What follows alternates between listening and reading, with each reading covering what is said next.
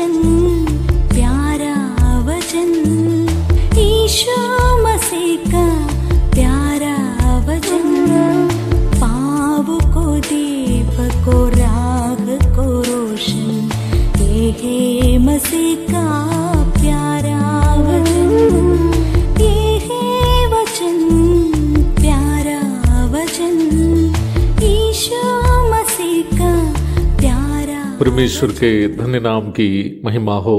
प्रभात मनन के सत्र 1609 में आप सभी का बहुत ही विनम्रता के साथ स्वागत करता हूं। आइए आज का मनन के लिए हम पढ़ते हैं तीमुथियुस को भेजी गई दूसरी पत्री अध्याय 4 पद 17। परंतु प्रभु मेरा सहायक रहा और मुझे सामर्थ्य दी, ताकि मेरे द्वारा पूरा प्रचार हो और सब अन्य जातीय सुन ले। मैं सिंह के मुंह से छुड़ाया गया। जब सब कोई हमें छोड़ देते हैं, जब हमें लगता है कि हमारी मदद के लिए कोई नहीं है, उस समय भी हमारा रक्षक बनकर आने वाले प्रभु के बारे में प्रेरित पौलुस अपना अनुभव इस पद में बता रहा है। पौलुस को ये बात मालूम था कि पौलुस के प्रस्थान के बाद, अर्थात इस दुनिया से उनका प्रस्थान के बाद, उनका शिष्य तीमुथियुस बहुत अधिक निराश होने की संभावना है। तीमुथियुस पौलुस के समान एक निडर व्यक्ति नहीं था। वो थोड़ा सा शर्मीला और चंचल मानसिकता के आदमी था। इफिसुस में जो समस्याएं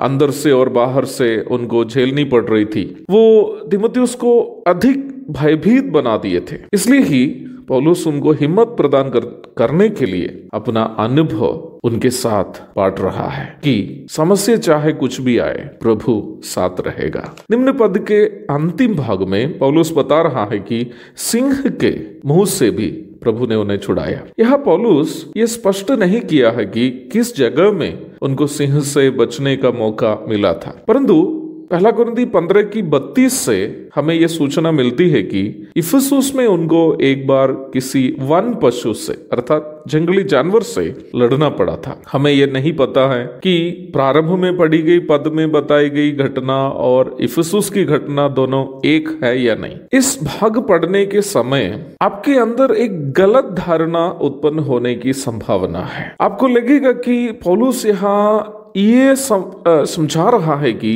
प्रभु हमें हर मुसीबत से हमेशा बचा के रखने के संबंध में पौलुस यह बता रहा है, बल्कि वर्तमान संसार में हमारे प्राणों को प्रभु बचा कर रखने के संबंध में पौलुस यह नहीं बता रहा है। उद्धार प्राप्त हर एक विश्वासी की सुरक्षा संसार में नहीं है, बल्कि प्रभु में है। हम संसार में रहें या स्वर्ग में रहें, हम यीशु मसीह में सुरक्षित हैं। यूहन्ना 10:28, कुलुसी अध्याय 3 पद 3 और 4 पढ़ लीजिएगा। यदि यहाँ पौलुस संसार में प्राण बचाने के संबंध में बता रहा हो कि प्रभु ने उनको सिंह के मुंह से बचा लिया और इस प्रकार अपना प्राण, पौलुस का प्राण बचा लिया, अगर यही बात पौलुस यह बता रहा हो, तो मेरी समझ से इससे बड़ा मजाक की बात भी नहीं है, क्योंकि वो खुद जेल में नीरो के तलवार की प्रतीक्षा कर रहा है। पौलुस उस समय मुश्किल से 62 वर्ष ही का था, अर्थात ज्यादा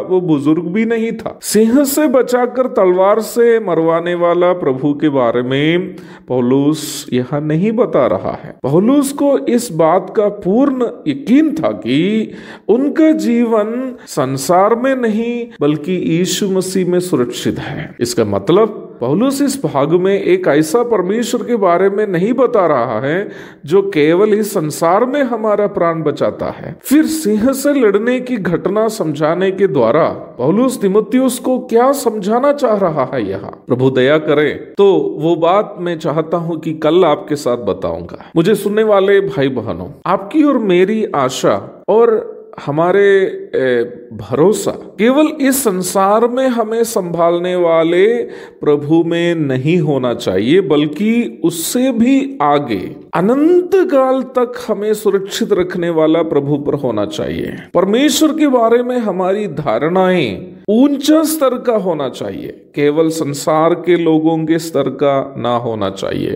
केवल इस संसार में हमें बचा कर रखने वाला एक प्रभु पर नहीं होना चाहिए, हमारा भरोसा उससे भी आगे। पौलुस का भरोसा और उसकी आशा एक ऐसा सनातन परमेश्वर पर था जो उनको हमेशा सुरक्षित रखता है। परंतु इस भाग में सिंह से बचने के संबंध में तीमुथियुस के साथ बांटने के पीछे एक खास संदेश वो तीमुथियुस को बता रहा है। प्रभु दया करे, वो बात मैं कल आपको बताऊंगा। तब तक के लिए आपसे विदा हो जाता हूँ। प्रभु के धन्य नाम की महिमा हो। आमीन।